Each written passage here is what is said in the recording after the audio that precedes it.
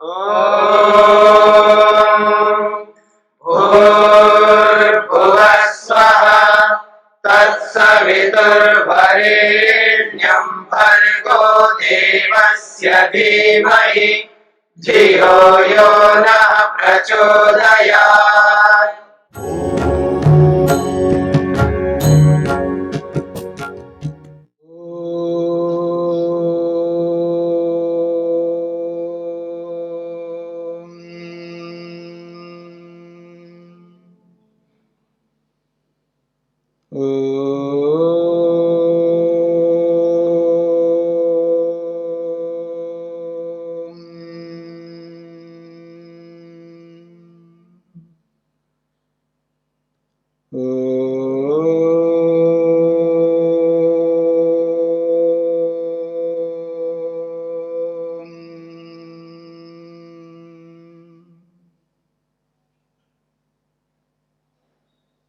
सांख्य दर्शन का 61वां दिन। हमारा जो प्रसंग चल रहा है वो ये है, संसार के, सृष्टि के, इस पूरे यूनिवर्स के जो मूल पदार्थ हैं, जिसको आप रॉ मटेरियल कहते हो, उसके पार्ट्स, उसके अवयव, उसके विभाग नहीं होते हैं। जो मूल तत्व है उसके विभाग नहीं होते हैं। जैसे हम सोल को, आत्मा को मानते हैं, आत्मा के विभाग नहीं हो सकते, आत्मा के टुकड़े नहीं हो सकते, आत्मा के अलग अलग पार्ट्स नहीं हो सकते, उसको हम खंड खंड नहीं बना सकते। वो अलोन, अकेला, केवल एक तत्व है, एक इकाई है। ठीक है। ऐसे ही जिसको हम ईश्वर कहते हैं, गॉड कहते हैं, परमात्मा कहते हैं, कुछ भी आप कह सकते हैं, चाहे आप उसको एक शक्ति के रूप में, एक पावर के रूप में, कुछ भी आप नाम दे सकते हो, पर वो एक वस्तु है, एक चीज है, एक तत्व है, वो एक ही शक्ति है। उसके भी कोई पार्ट्स, कोई विभाग, कोई अंश नहीं हो सकते।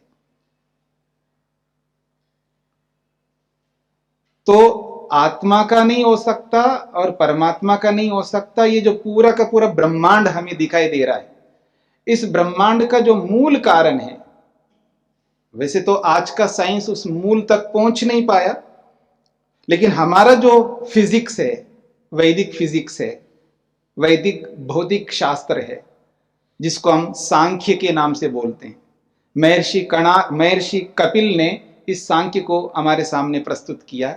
इन्होंने न जाने कब से कहा है, और सृष्टि के आदि से लेकर के अब तक वर्षों हो गए हैं, सैकड़ों नहीं, हजारों नहीं, लाखों नहीं, करोड़ों वर्ष हो चुके हैं। जो हम लोग संकल्प पाठ करते हैं ना, किसी भी शुभ कार्य करने से पहले हम संकल्प पाठ करते हैं। जैसे अग्निहोत्र करते हैं, हवन करते हैं, उससे पहले हम संकल्प पाठ करते हैं।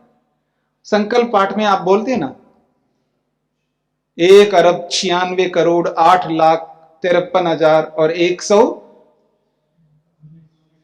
119वां वर्ष चल रहा है, यानी 1,96,08,53,000 और 119वां वर्ष चल रहा है, यानी लगभग 2 अरब वर्ष होने जा रहे हैं, लगभग 200 करोड़ वर्ष होने जा रहे हैं। तब से लेकर आज तक यही चला आ रहा है। इस पूरे ब्रह्मांड का जो मूल कारण है वो सत्व, रज और तम, उसमें कोई परिवर्तन नहीं हुआ, आज तक कोई चेंजेस नहीं हुए। लेकिन आज के साइंस में बहुत चेंजेस होते रहते हैं। पहले इन्होंने इलेक्ट्रॉन, न्यूट्रॉन, प्रोटॉन को माना, उसके बाद में क्वार्क्स को माना, उसके बाद उसको माना। अभी भी वो डिसाइडेड नहीं है कि इस पूरे यूनिवर्स का अंतिम ये चीज है। ठीक है ना। तो कहने का अभिप्राय है कि जो मूल तत्व हैं उसके विभाग नहीं हो सकते। आपने पढ़ा है पहले अध्याय में, कारण का कारण नहीं होता। मूले मूलाभावात अमूलम मूलम, ये सूत्र स्पष्ट किया है। मूले मूलाभावात अमूलम मूलम, मूल का मूल नहीं होता है। अगर आपने मूल का मूल पूछा तो उसमें आप रुक नहीं सकते, फिर उसका मूल पूछोगे, फिर उसका कारण बताओगे, फिर उसका कारण बताओगे, फिर उसका कारण बताओगे, कहां तक पहुंचोगे आप? कोई उसकी सीमा आपकी होनी चाहिए। इसलिए अंतिम वस्तु जो मूल पदार्थ होता है उसके पार्ट्स, उसके विभाग नहीं हो सकते। यही बात कही जा रही है 73वें सूत्र में, ना भाग लाभो भोगिनो निर्भागत्व श्रुते। सूत्रार्थ आपको लिखना था, सूत्रार्थ लिखिएगा।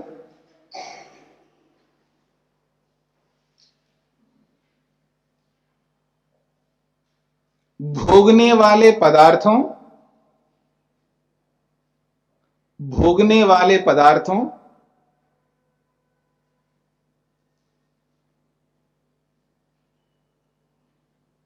भोग के आधार वाले पदार्थों का, भोग के आधार वाले पदार्थों का अवयव विभाग नहीं होते हैं, अवयव विभाग नहीं होते हैं।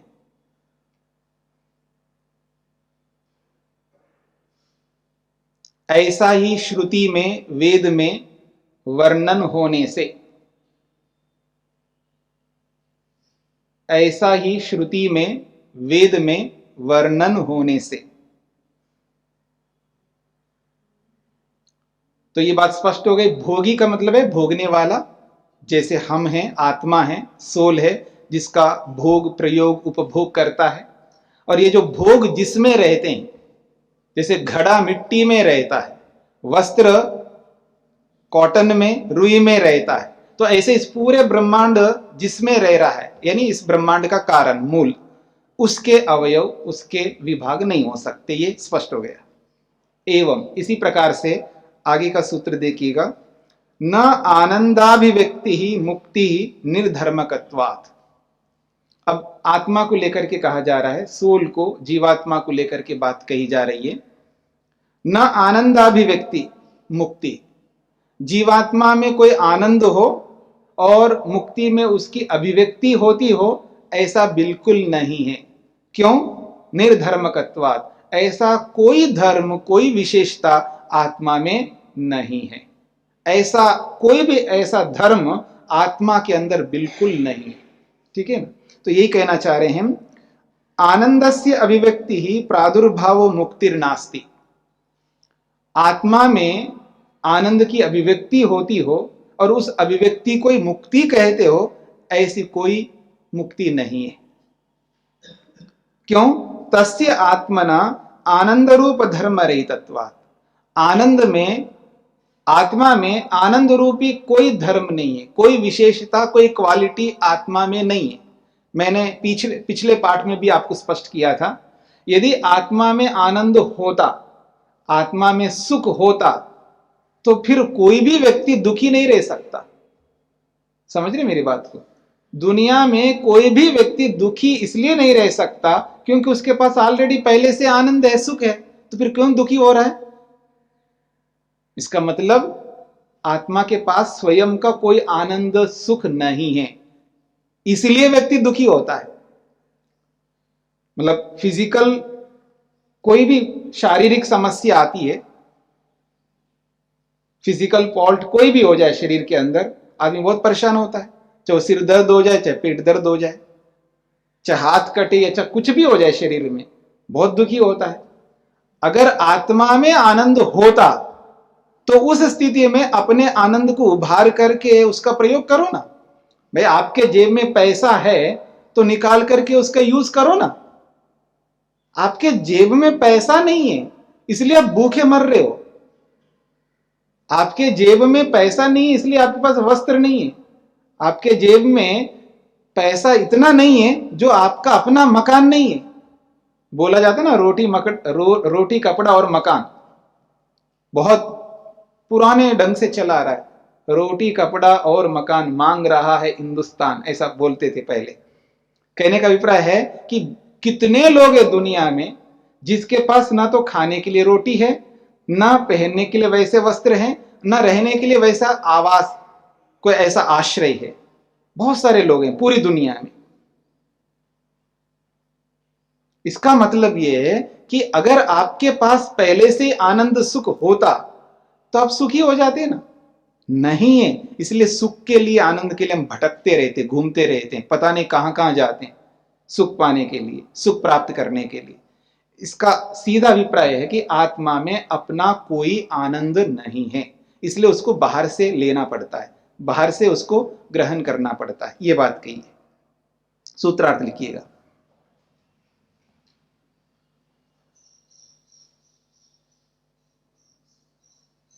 आत्मा में आनंद की अभिव्यक्ति होना, आत्मा में आनंद की अभिव्यक्ति होना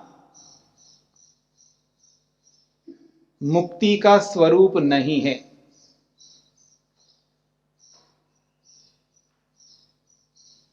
आत्मा में आनंद की अभिव्यक्ति होना सुख का, मुक्ति का स्वरूप नहीं है। क्योंकि आत्मा में ऐसा कोई धर्म नहीं है, क्योंकि आत्मा में ऐसा कोई धर्म नहीं है।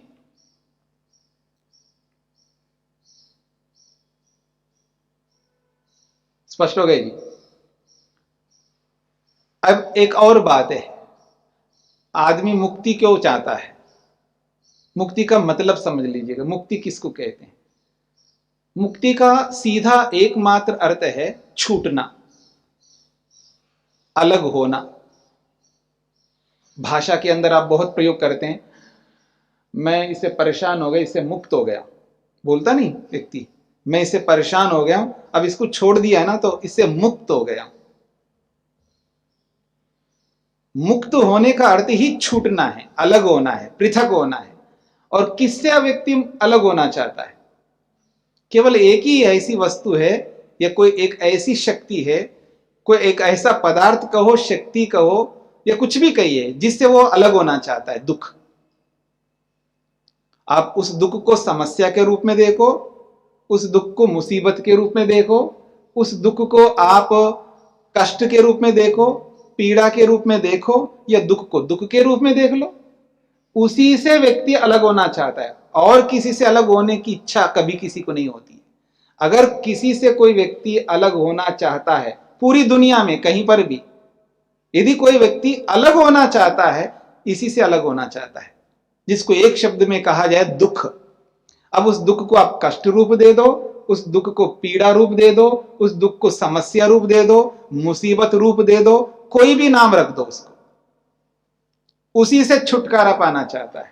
और मुक्ति का मतलब ही है कि दुख से छूटना। तो कोई ये ना समझे आत्मा के अंदर एक ऐसा गुण है, कोई ऐसा धर्म है, कोई ऐसी विशेषता है कि वो छूट जाता है तब आदमी सुखी हो जाता है। ऐसा भी नहीं है। जैसे आनंद आत्मा का स्वरूप नहीं है, आनंद आत्मा में नहीं है, आनंद आत्मा का पाठ नहीं है, वैसे ही दुख भी आत्मा का पाठ, आत्मा का अंश, आत्मा का विभाग नहीं है। जैसे आनंद को हम बाहर से लेते हैं, ऐसे दुख को भी, कष्ट को भी, पीड़ा को, समस्या को, मुसीबत को भी बाहर से ही लेते हैं। ये आत्मा का स्वरूप नहीं है। यही कहना चाहते हैं अगले सूत्र में, न भवतो मुक्तात्मनो विशेष गुणस्य उच्छेदो येन स बध्यते। तो कहते हैं ननु भवतु, ऐसा हो सकता है, मुक्तात्मना विशेष गुणस्य उच्छेद, जो मुक्त होने वाला आत्मा है, जो मुक्ति को प्राप्त कर रहा है, कोई विशेष गुण उससे हट जाता है। जीवात्मा में एक विशेष क्वालिटी है, कोई ऐसा गुण है, कोई ऐसा धर्म है, वो आत्मा से अलग होता है, जिसके कारण से वो बंध जाता है। आदमी बंधा हुआ रहता है ना, जैसे हम शरीर में बंधे हुए हैं, हम जब चाहे तब शरीर से बाहर निकल नहीं सकते। जब चाहे तब की बात तो अलग बात है, कभी भी निकलना नहीं चाहता आदमी। वैसे देखा जाए कि उसकी जो आर्थिक अंदर की इच्छा जो रहती है, वो शरीर से बाहर निकलना ही नहीं चाहता। वो एक अलग बात है, वो निकल जाता है, उसके बस की बात नहीं है। अथवा कोई हताश निराश हो, कोई ऐसा आदमी हो जो हताश निराश हो, जीवन से बहुत दुखी हो गया हो, जिसको जीवन का मूल्य पता नहीं है, जिसने जीवन का मूल्यांकन नहीं किया है, जीवन के वैल्यू को जो व्यक्ति बिल्कुल नहीं जाना पहचाना, वो व्यक्ति शरीर से निकलना चाहेगा। इसलिए जो सुसाइड करते हैं ना लोग, आपने सुना ना, दुनिया में सबसे ज्यादा आत्महत्या कहाँ करते हैं? जापान में, ठीक है ना। और जापान में किसी एक लेखक ने देखा है मृत्यु को, लोग कैसे कैसे मरते हैं, बड़ी दयनीय स्थिति से मरते हैं। तो उसकी बुद्धि में एक बात आई, ये लोग बहुत दुखी होकर के मरते हैं, तो एक काम करता हूं मैं, ये ढंग से मरे। कुछ समझ में आ रही है मेरी बात को? वो उसने सोचा कि ये बहुत दुखी होकर के, परेशान होकर के, बड़ी कठिनाई से मरते हैं, बहुत दुख पाते हैं मरते हुए, तो ढंग से मरे, मरना है तो खुशी खुशी से मरे। आत्महत्या करने वाले, उनको पता नहीं है कैसे मरना होता है, तो उसने वेराइटीज लिखे, प्रकार लिखे, कैसे कैसे मर सकता आदमी।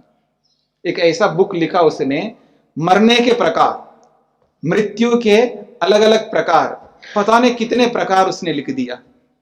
बहुत रिसर्च किया उसने मरने की, ठीक है ना। हो सकता कोई डॉक्टर होगा वो, आई डोंट नो, मेरे को पता नहीं है वो कौन आदमी था, लेकिन उसने मृत्यु की इतनी वेराइटीज लिख दिया उसमें, उस पर बैन लगा दिया, ऐसा नहीं मर सकते। अब ऐसे कैसे आप कुछ भी लिख सकते हो? ऐसे नहीं लिख सकते। अगर कोई आकर के मेरे से पूछे जी कि शरीर में मर्म स्थान कितने हैं, कहाँ कहाँ हैं, आप मेरे से पूछो, तो हम तो नहीं बताएंगे आपको।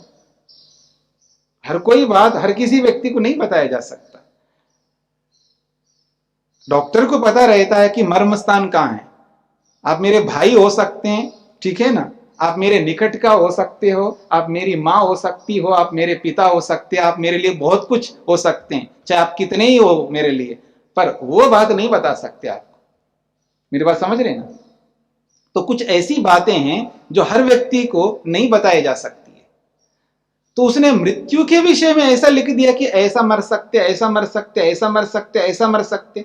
तो जो हताश होते हैं, निराश होते हैं, जो परेशान होते हैं, जीवन के मूल्यांकन जिन्होंने नहीं किया, वो लोग मर सकते हैं, पर बाकी कोई भी व्यक्ति शरीर से बाहर निकलना नहीं चाहेगा, ठीक है।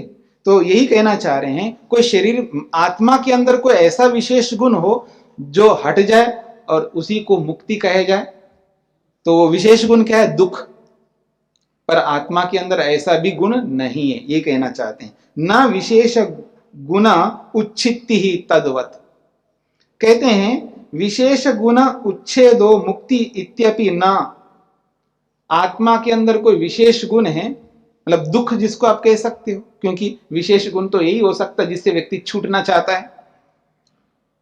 इसके अतिरिक्त और कौन सा ऐसा विशेष गुण है जो विशेष भी हो और उसको छोड़ना चाहे व्यक्ति? एक ओर से विशेष बता रहे हो और उसको छोड़ना बताना चाह रहे हो, तो यही हो सकता है, दुख के अतिरिक्त और कोई विशेष गुण नहीं हो सकता। तो कह रहे हैं आत्मा के अंदर ऐसा भी कोई विशेष गुण नहीं है जिसको छूट जाने से, जिसके छोड़ देने से, जिसको अलग करने से आत्मा को मुक्ति माना जाए, तो नहीं। क्यों? पूर्वोक्त निर्धर्मकत्व हेतु, वही हेतु है पूर्व, यानी 74वें सूत्र में जो हेतु बताया ना, निर्धर्मकत्वात्, वही हेतु, वही कारण यहां पर लागू होगा। यथा यथा ही आत्मना आनंदो गुणो नास्ति, जिस प्रकार आनंद आत्मा का गुण नहीं है, उसकी क्वालिटी, उसकी विशेषता नहीं है। तस्य मुक्तो प्रादुर्भवेत्, जो कि वो मुक्ति में प्रकट होता हो, ऐसा बिल्कुल नहीं हो सकता। तथैव, उसी प्रकार से आत्मनो न एतादृशो गुणो यो मुक्तो विनश्येत्, आत्मा के अंदर ऐसा कोई गुण नहीं है जो मुक्ति की अवस्था में वो हट जाए, विनाश को प्राप्त हो जाए, ऐसा कोई गुण नहीं है। तस्य तथाभूत गुणेन रहितत्वात्, क्योंकि ऐसा कोई गुण नहीं है जो आत्मा से अलग हो सकता हो। मुक्तो खलु न कश्चित गुणः उपजायते, एक बात कही जा रही है, मुक्ति हो जाए चाहे बंधन हो जाए, कहीं पर भी आत्मा रहे, या तो मुक्ति में रहे या बंधन संसार में रहे, लेकिन कोई ऐसा गुण आत्मा में प्रकट होता ही नहीं। फिर कहा न हीयते, कोई ऐसा गुण आत्मा में नहीं है जो आत्मा से अलग हो सकता, कोई ऐसा गुण नहीं है आत्मा में जो प्रकट होता हो, कोई ऐसा गुण ऐसा नहीं है आत्मा से अलग होता हो। आत्मा में जो गुण है वो जैसे हैं वैसे हमेशा सदा वैसे के वैसे रहेंगे, उसमें कोई चेंजेस, कोई परिवर्तन कुछ नहीं होगा। एज इट इज, जैसी आत्मा है वैसी ही रहेगी, उसमें कोई परिवर्तन नहीं हो सकता। परिवर्तन कहां होता है? बाहर से होता है, ठीक है ना। आत्मा तो वैसी है, मेरी आत्मा, कुत्ते की आत्मा, गधे की आत्मा, सुअर की आत्मा सब सेम है, सेम टू सेम, कोई चेंज नहीं है। हाँ, मेरी आत्मा में गधे की आत्मा में कोई अंतर नहीं है, सुअर की आत्मा में और मेरी आत्मा में कोई अंतर नहीं है, पुरुष की आत्मा में स्त्री की आत्मा में कोई अंतर नहीं है, किसी भी आत्मा में कोई अंतर नहीं है। अंतर बाहर से है, जो बाहर से हम गेन करते हैं, बाहर से ग्रहण करते हैं। जैसा माहौल, जैसा परिवेश, जैसे माता पिता, जैसा स्थान, जैसे संस्कार लेके आए, उनके आधार पर हमको बाहर से बहुत कुछ मिलता है। कोई नॉनवेज खाना सिखाता है, कोई वेज खाना सिखाएगा, ठीक है ना। कोई पत्थर के सामने हाथ जोड़ना सिखाएगा, कोई मन के अंदर हाथ जोड़ना सिखाएगा। जिसके पास जैसा ज्ञान है बाहर का, ये सब बाहर का है, क्योंकि हमने सीखा है। हमारा अपना खुद का किसी के पास कुछ नहीं।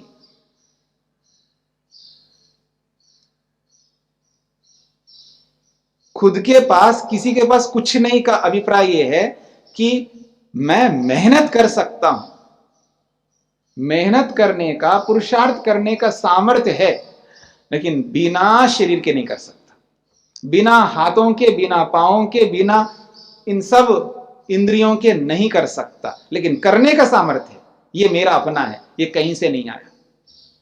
मेरी बात समझ रहे ना। मैं इच्छा कर सकता हूं, पर इच्छा जिसके माध्यम से करता हूं उसके बिना इच्छा नहीं कर सकता। बिना मन के मैं इच्छा नहीं कर सकता हूं, लेकिन इच्छा है मेरे में। लेकिन उस इच्छा को करने के लिए कोई इंस्ट्रूमेंट चाहिए मेरे को। बिना इंस्ट्रूमेंट के मैं कुछ भी नहीं कर सकता। इसलिए मेरे को एक इंस्ट्रूमेंट मिला है जिससे हम डिसाइड करता हूं, निर्णय करता हूं। एक ऐसा इंस्ट्रूमेंट मिला, एक ऐसा साधन मिला जिससे मैं अपनी अनुभूति करता हूं। अहमअस्मि, मैं हूं, मैं भी हूं, ऐसा बोलता है ना आदमी। कैसे बोल रहे हो मेरे को, मैं भी हूं। तो ये जो अहमअस्मि, मैं हूं, ये जो अनुभूति है, ये बिना इंस्ट्रूमेंट के मैं नहीं कर सकता। मैं बिना माइंड के, बिना मन के कुछ भी विचार नहीं कर सकता। लेकिन विचार करने का सामर्थ्य मुझ आत्मा में है, निर्णय करने का सामर्थ्य मुझ आत्मा में है, मैं हूं, इस अनुभूति को करने का सामर्थ्य मुझे आत्मा में है, देखने का भी सामर्थ्य है, लेकिन बिना आंखों के, बिना इंद्रियों के मैं नहीं देख सकता। तो सारा सामर्थ्य आत्मा में है, देखने का, बोलने का, सुनने का, आने का, जाने का, ये सब सामर्थ्य है।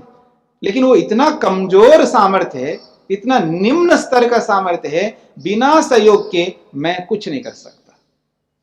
ये तो मेरा अपना सामर्थ्य है। मेरा ये सामर्थ्य, मेरे को सुख चाहिए, इतना ही सामर्थ्य है।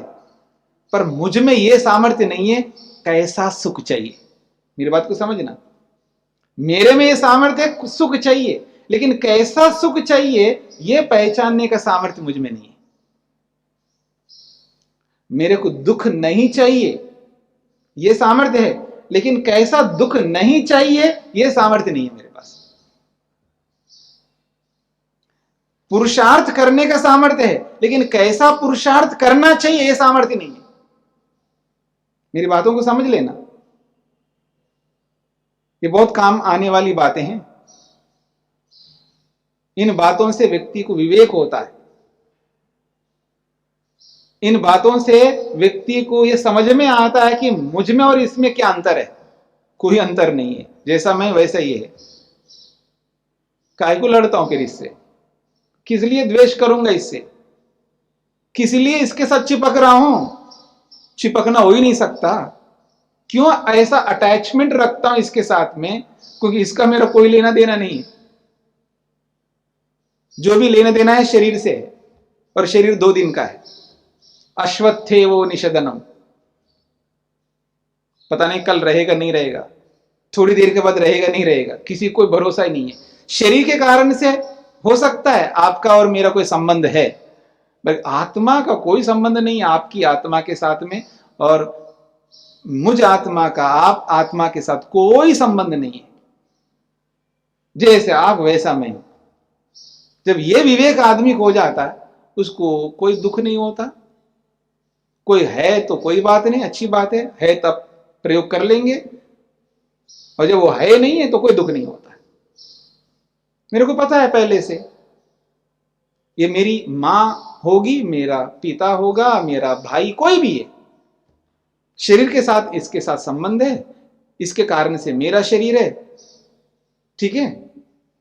उसके लिए मैं प्रयत्न कर सकता हूं, उसके आगे आत्मा के लिए कुछ नहीं कर सकता। आत्मा के लिए कुछ करना है तो वो खुद ही करेगा, मेरी बात समझना।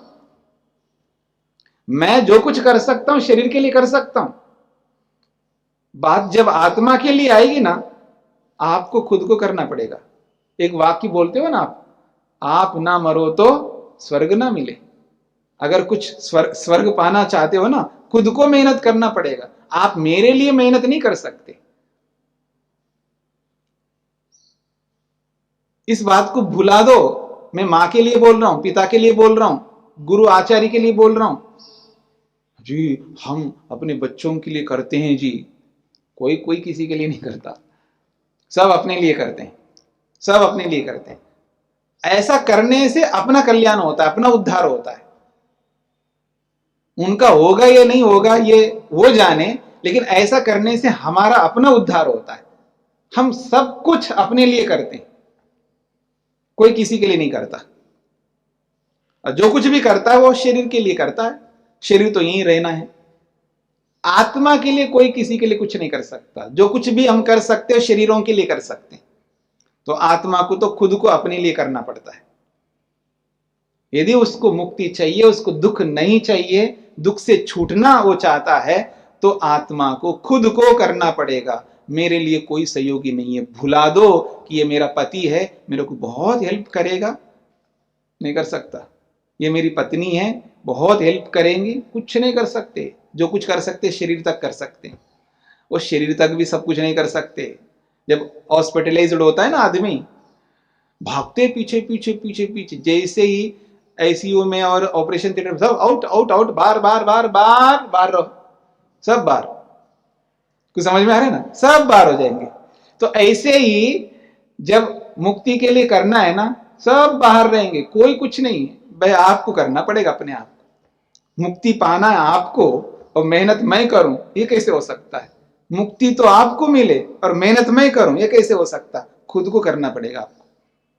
मेहनत पुरुषार्थ स्वयं आत्मा को करना पड़ता है। इसलिए मैं आपकी आत्मा के लिए कुछ नहीं कर सकता, मैं आपके शरीरों के लिए कर सकता हूं। इसलिए आदमी को खुद को सब काम करने पड़ते हैं। आत्मा को मुक्ति में जो जाना चाहता है, उसको अपने सारे काम को खुद को स्वयं को करना पड़ेगा। जो मुक्ति के कंडीशंस हैं, जो उसके नियम हैं, वो उसका पालन खुद को करना पड़ेगा। विद्या प्राप्त करनी है तो करनी है। नहीं जी विद्या तो आप प्राप्त कर लेना, फिर हमको ले जाना साथ में, नहीं चलेगा। विद्या तो आपको पाना है। जिसको मुक्ति चाहिए उसको विद्या प्राप्त करनी करनी है, और परोपकार करना है तो करना ही करना है। चलो जी आपने परोपकार कर लिया जी, मैं आपके साथ वो लेता हूं, नहीं हो सकते आप।